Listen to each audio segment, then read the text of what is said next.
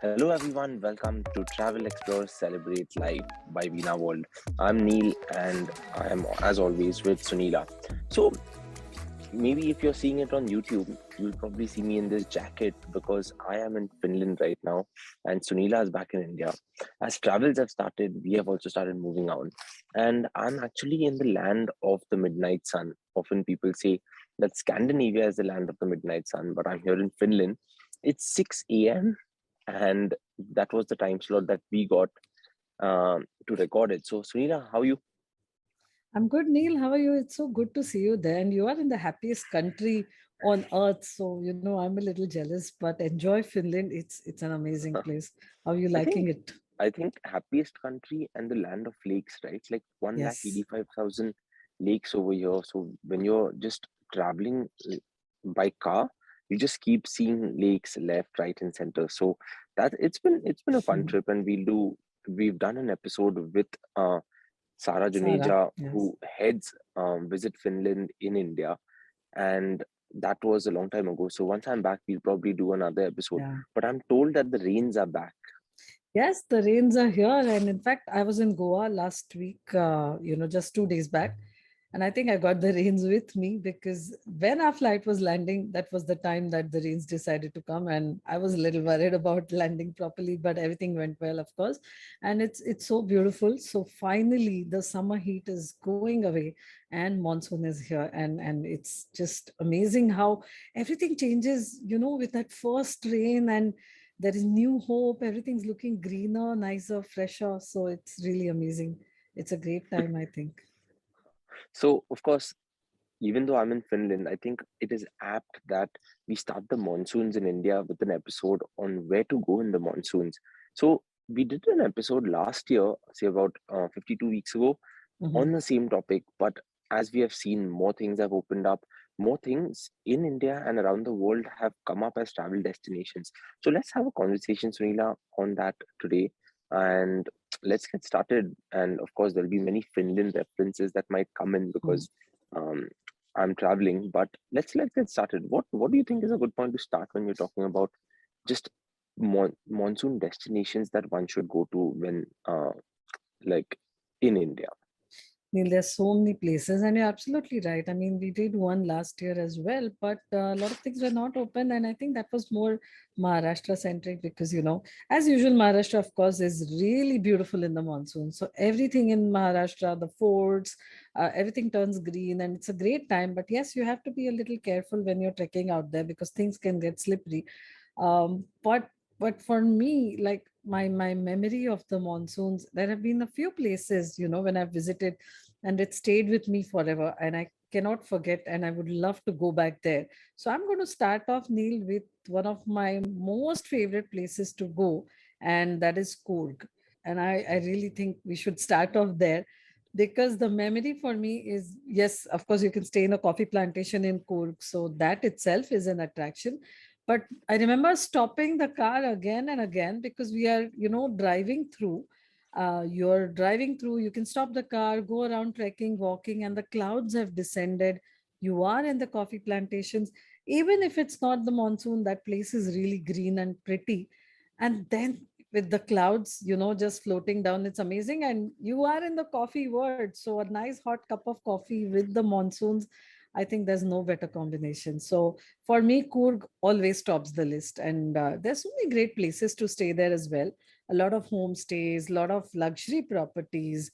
Um, so yes, Coorg is really something I think that everyone should visit at least once in the monsoons. So, how many nights do you think are like a good enough plan for Coorg if you were to think about it?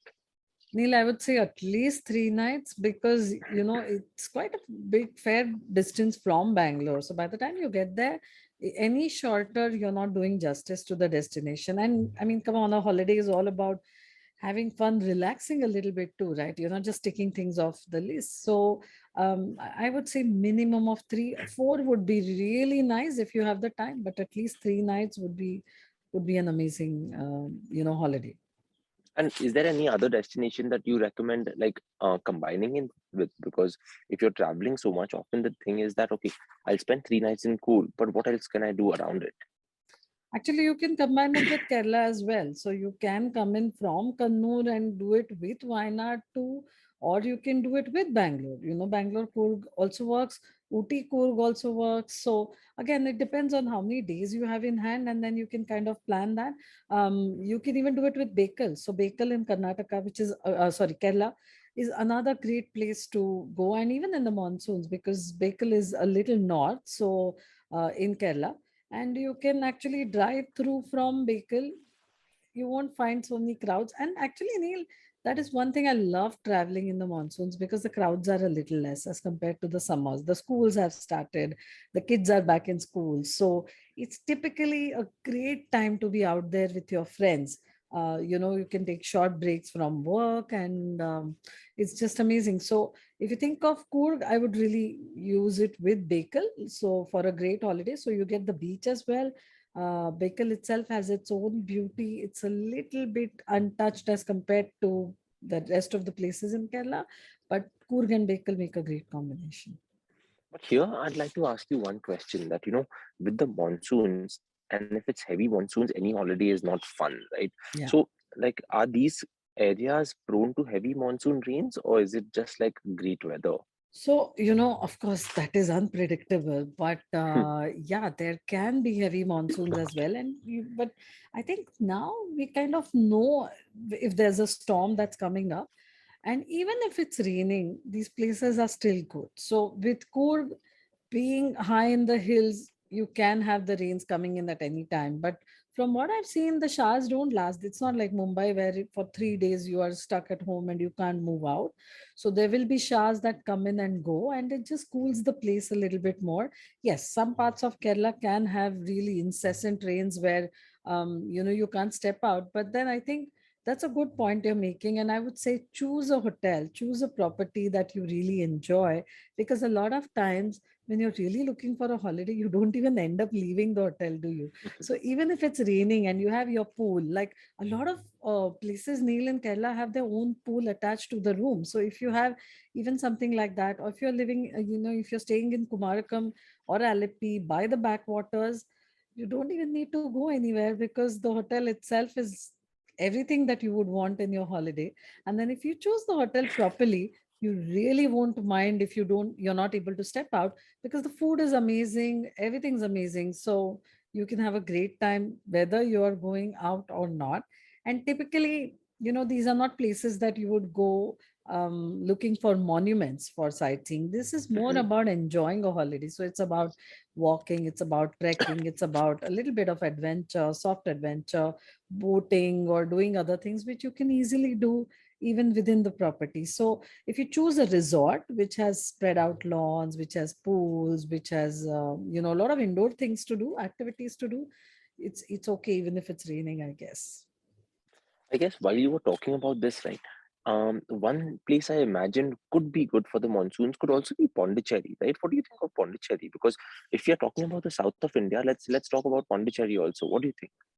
Well, I think it's perfect because it's kind of Pondicherry for me always has this romantic look to it, and it really feels like that, especially the White Town. So again, you're on the east coast, and the rains, you can easily take the rains because it cools everything off. So I think, of course, you have to be ready. You're going in the monsoon, so if you're armed with an umbrella or your raincoat or your jackets, or if you're just happy to get soaked and drenched in the rain and enjoy the rain, I think you can really enjoy Pondicherry as well. Because again, that's one place that is quite easy to get around. Once you're there, it's all about the cafes, walking by the streets of Pondicherry, the White Town with its brightly colored homes, the whole French, Dutch, influence that you see on the streets. Again, great food, good seafood, hot piping coffee. It just ticks all the right boxes. So yeah, if you're looking for a quite a relax, and in fact now there's a nice new hotel in Pondicherry, the Radisson, which was an older hotel that they took up. So if you're going with families as well, they have beautiful lawns and things, and you can have a great holiday in Pondicherry as well. But yeah, if you're looking for something where the rains are not so much, then we can look at you know Rajasthan, because that is some place that never has a lot of rain. So it's actually Isn't really is it? beautiful in the rains. But is it not too hot to go to Rajasthan? No, in fact, I was in Udaipur during the rains once, and even I was a little hesitant that I don't want to go in the rains. And it so happened that there was a business conference. So there was a travel conference there, and I said, why are they having it in the rains?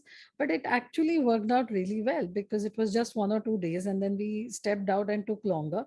And then I realized that Rajasthan, the rains are not like what we see the rains back home in Mumbai. So I think one reason why we are always worried about traveling in the rain, especially those who are from Mumbai, is because we've seen the best or the worst of the monsoons, right? Yeah. And that And puts us off.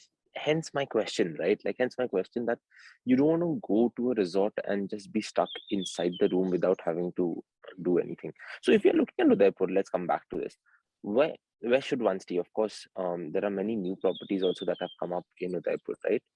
Yes, there are so many new places. There is the Leela, there is, of course, the Taj is there. Then you have Fateh Prakash Palace. There are just so many places and all kind of budgets. So, you don't have to be in a luxury hotel. You can choose a good, nice, very comfortable properties in Udaipur. And these are a little less crowded, of course, in the monsoons again. And the good part is you can be by the lake. You can look onto the lake. If it's not raining too much, you can, of course, still enjoy the boat rides in the lake. They have that little chapati by the lake that they've created now. So you can go in and and they have something called the Kullad coffee. So I keep coming back to coffee, but you and I both love our coffees. And I think coffee and rains go hand in hand, right? So how you have Kullad chai, some very enterprising person there came up with the idea of a cooler coffee, and he serves you like those old time milky espressos, as they call it, the frothy coffee in the cooler. So again, that's something, it's more about memories and moments that you can really have in Yeah. Udaipur as well. And yes, for those who want the sightseeing fix, Udaipur has a lot of monuments and places that you could visit. You could go to Chittorgarh for 1 day and come back. And we've done a lot of episodes on Rajasthan. So, there's so much to see and do there. But the rains are in Rajasthan, especially going back to the question you asked me, that is it too much rain or does it just cool off? Rajasthan is one place where things just cool off in the rains and it's very pleasant. So it's not that hot. Yes, it can get a little hot, typically just between the rains, but then you can always have the air conditioning in the rooms and the AC, and it's not a problem. I mean, we go to Dubai in the peak of summer, right? So Yeah, exactly. it It's doesn't it's all matter. about perceptions, right? You've always thought of Rajasthan as a winter destination, and then over the last few years, people started going there during the monsoons and suddenly realized, hey, this is actually Mm. even better in the monsoon, so why not come here? But you were talking about coffee, and surprisingly, I have found out that Finland is not the best place for coffee. Really? Kavi, as it is called, most places won't even have an espresso machine. Say, we keep stopping for lunches Mhm. and dinners over here.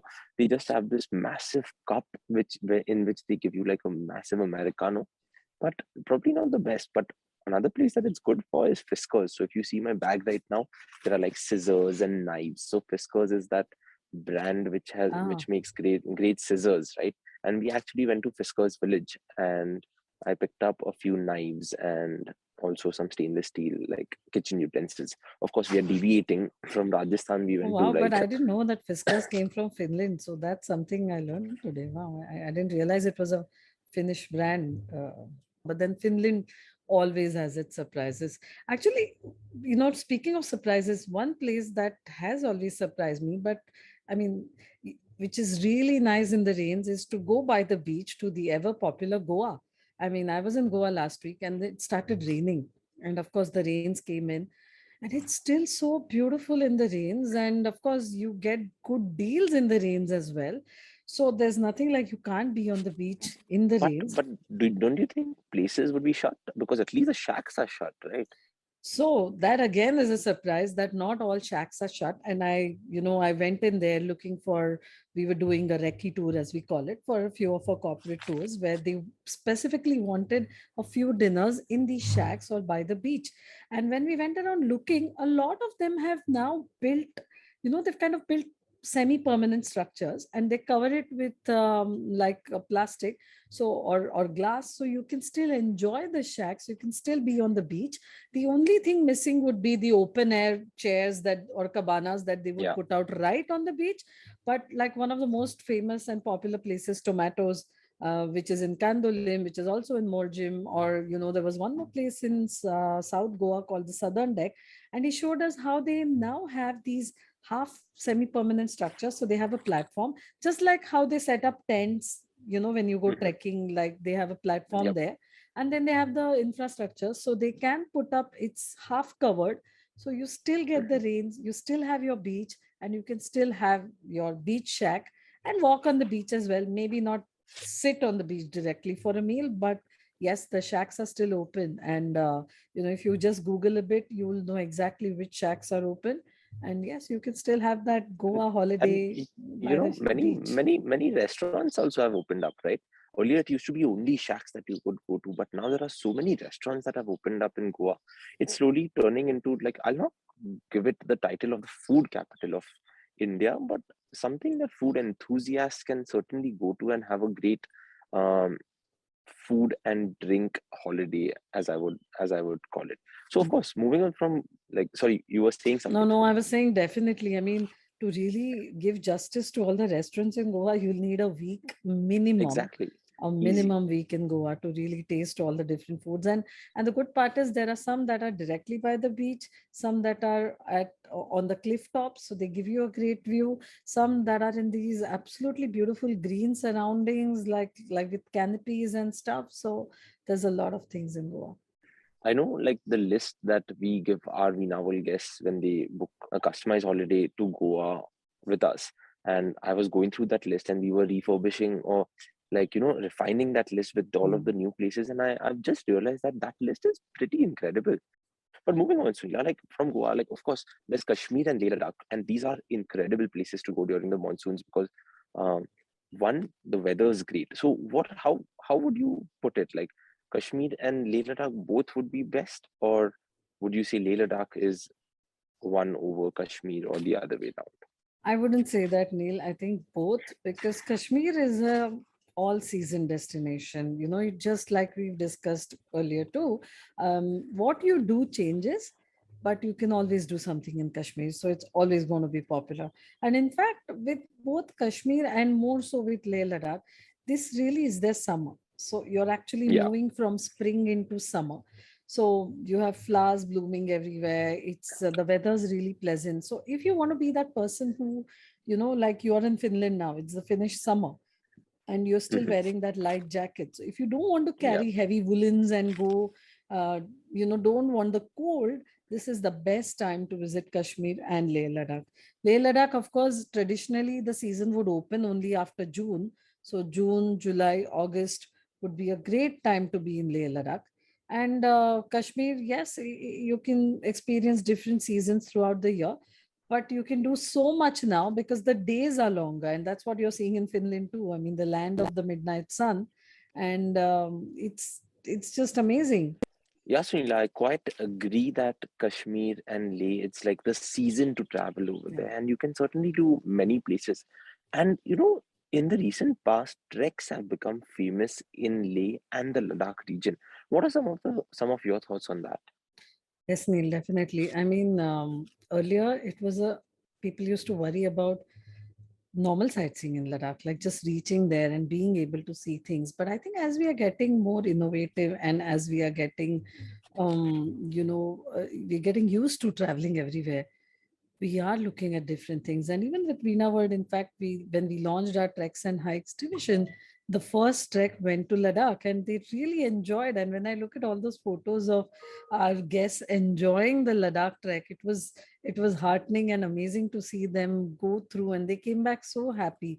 So I think this is a great time for trekking, whether you're trekking in Maharashtra, you're trekking in other places, trekking anywhere in India, and of course Ladakh and Kashmir, because the weather's so good. This really gives you that good patch where you can trek. Like some of the treks you can actually do only during this season. Valley of Flowers, for example, the flowers would bloom only now. So this is really a great time to be trekking out there. In fact, one of the treks that comes to my mind also is the Great Lakes trek of Kashmir. And 11 days, you see some amazing scenery. You can go to a pass that's more than 4,000 meters, the Gatsar Pass. So it's a lot of the mountains open up in the monsoons, so to say. So, yes, trekking is a great idea in the monsoons. If you don't want to trek as well, then you can really enjoy a beautiful holiday in Ladakh, because this really is the best season. And Pangong, Nubra Valley, Leh, wherever you want to be, and you can have an amazing holiday. Of course, what has happened is, because even with the international borders opening, things are not that smooth everywhere. So India holidays are still really very popular. And what we are seeing at Veena World also is that a lot of tourists are going to Ladakh. So if you're planning to go, plan as soon as you can and be a little flexible. So for example, because inventory here is limited, so you may not get to stay in Nubra or in Pangong, but you can also do a day trip. Or if you're happy to change your itinerary a little bit, you can enjoy a really good holiday in Ladakh even now. And yes, you still have time till September to go in and do that, after which, of course, it gets too cold to go to Ladakh. So this really is the best time to have a Ladakh holiday. Well, great. So we started in South India. We covered many destinations, but here I'm in the woods in Finland, and we've been battling patchy internet for a while. So let's keep it Yes. very short this time. We discussed about the Indian destinations that you should visit in the monsoons, and there are many more that I would have liked to discuss. But the next time, Sunita, on the next episode, let's just talk about international destinations, because most European countries have eased COVID restrictions a lot. And I Yes. think that is a great step towards traveling more. So I'd like to do an episode with you on where should I go outside of India right now. And right now, being, of course, we are in June right now. So it's often like the European summers are beautiful. And Yes. as you can see over here, I'm wearing a very like light jacket, and it's the land of the midnight sun. So it's the sun is out almost and throughout the night also, and it's hard to get sleep. But let's talk about that. What do you think?